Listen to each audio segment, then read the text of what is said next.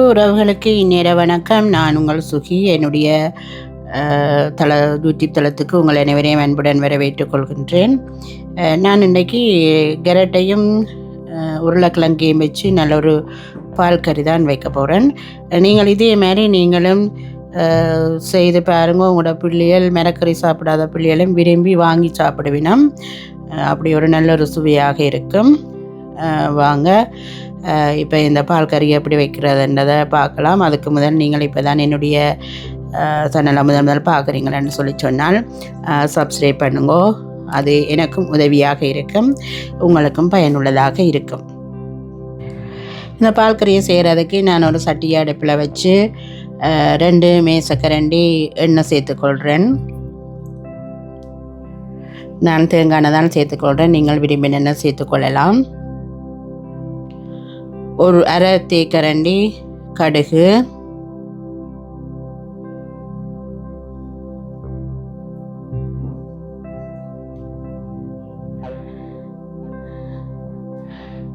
கடுகு வெடித்து வந்ததும் அரை தேக்கரண்டி உளுத்தம்பருப்பு சேர்த்துக்கொள்கிறேன்.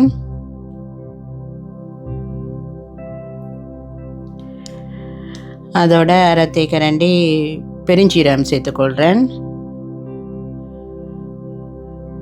அதோட நான் சின்னனா வெட்டி வச்சுருக்கிற ஒரு பெரிய வெங்காயத்தை சேர்த்துக்கொள்கிறேன். 3 பச்சை மிளகாய் சேர்த்துக்கொள்கிறேன். 3 பல்லு உள்ளி சின்னனா வெட்டி வச்சுருக்கிறேன், அதையும் சேர்த்துக்கொள்கிறேன். ஒரு நெட்டு கருவேப்பிலையை சேர்த்துக்கொள்கிறேன்.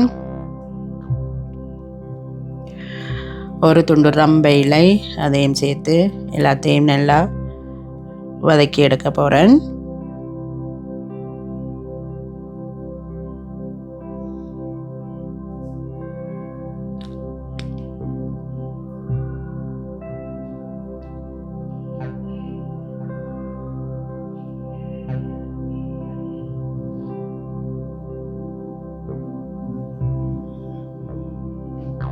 பாருங்க, அந்த கலர் மாறி ஒரு முக்கால் பதத்துக்கு நல்லா வதங்கி வந்துட்டுது.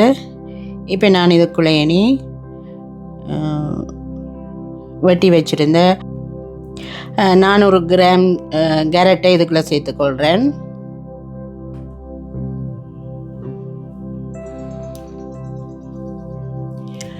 இதோட அதே அளவில் 400 கிராம் உருளைக்கிழங்கும் எடுத்து வெட்டி வச்சுருக்கிறேன், அதையும் இதுக்குள்ளே சேர்த்துக்கொள்கிறேன். 2ஐயும் சேர்த்து நல்லா கலந்து அதையும் சேர்த்து வதக்கி கொள்கிறேன்.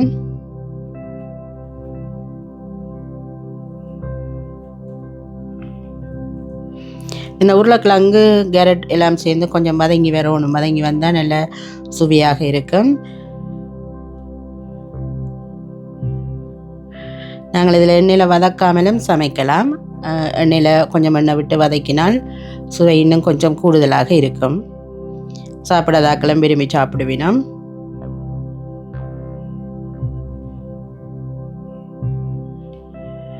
அதுக்குள்ளே அரை தேக்கரண்டி மஞ்சள் தூளும் சேர்த்துக்கொள்கிறேன்.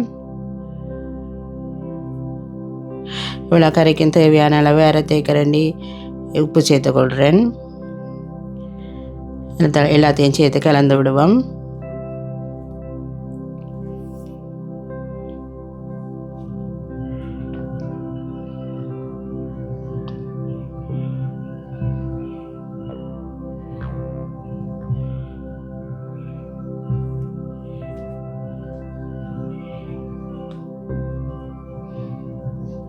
இப்போ நான் இதுக்குள்ளே அந்த கறிக்களவான தண்ணியை விட்டு கொள்கிறேன். அகலும் கூட தண்ணி விடாமல் இந்த கிழங்கு கேரட்டிட மட்டத்துக்கு அளவாக தண்ணியை விட்டு நாங்கள் இந்த கிழங்கையும் கிழங்கையும் கேரட்டையும் அவிய விடுவோம்.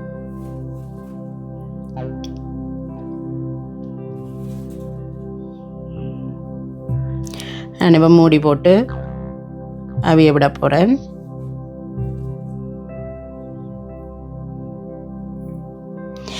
இப்போ பாருங்க, ஒரு 8 நிமிஷமாக நான் இந்த கேரட் உருளைக்கிழங்கையே தண்ணி விட்டு அவிய விட்டேன். நான்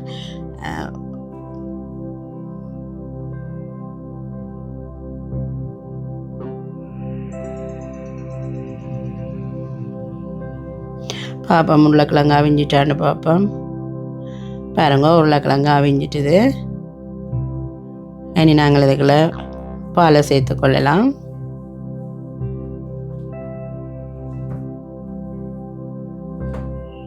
நாங்கள் அந்த விட்ட தண்ணி கொஞ்சம் சுண்டி வந்தது.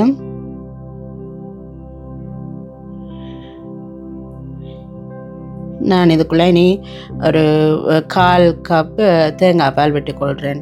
இது நாங்கள் தேங்காய் திருவி எடுக்கிற முதல் பால் மாதிரி நல்லா கட்டிப்பால். 1/4 கப் விட்டால் காண நான் 1/4 கப் பால் விட்டுக்கொள்கிறேன். எனக்கு நாங்கள் இதுக்கு பால் கொஞ்சம் கூட விட்டோம்னு சொல்லி சொன்னால் கறி நல்லா இனிக்கும். கேரட்டிலையும் உருளைக்கிழங்குலையும் இனிப்புத்தன்மை இருக்கிறபடியால் கறி இனிக்கும். அதனால் கொஞ்சம் பால் விட்டாலே காணும். நான் 1/4 கப் பால் விட்டுருக்கிறேன். நீங்கள் உங்களோட சுவைக்கு ஏற்ற மாதிரி நீங்கள் பாலை சேர்த்துக்கொள்ளலாம்.